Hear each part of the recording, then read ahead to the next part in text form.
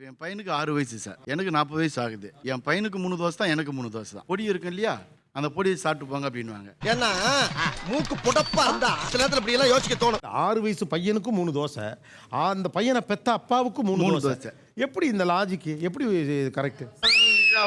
தேவையில்லாத ஐடியாலாம் கொடுத்துட்டு நம்மளை இறக்கி விட்டு படிக்க பார்க்கறானே. சார் இவரு ஓவரா சாப்பிட்டுருவாரு சார். சுட்டு போட அப்புறம் தோசையோட எண்ணிக்கை ஜாஸ்தியாயிட்டே போகும். இல்ல புரியல. சட்னியும் குழம்பும் நல்லா இருந்துச்சுன்னா உடனே டபுளா சாப்பிடுவாரு.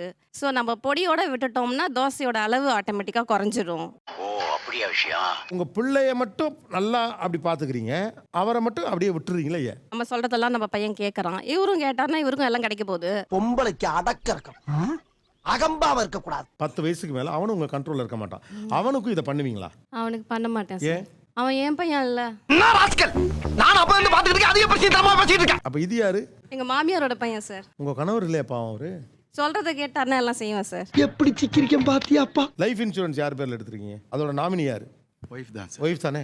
காலங்காலமா ஹஸ்பண்ட்னா ஒய்ஃப் தான் போடணும். எனக்கு வர்ற ஆத்திரத்துக்கு அவனை கொலை பண்ண போ. நாமினி கொடுக்கலாம், வேற மாற்றி கொடுக்கலாம். மாத்தி கொடுக்கலாம். இப்போ அவர் உங்க மேல பற்றுதல் இல்லாம இருக்காரா என்ன? என்ன பண்றது? நான் இல்லாத பிறகும் என் மனைவி சந்தோஷமா இருக்கணும், என் பிள்ளை சந்தோஷமா இருக்கணும், அதுக்கான வேலைகளை அவர் செஞ்சுக்கிட்டே இருக்கிறார். உங்களை மாதிரி மனுஷன்லாம் இருக்கனாலதான் கொஞ்சமாச்சும் மழை பெய்யுது.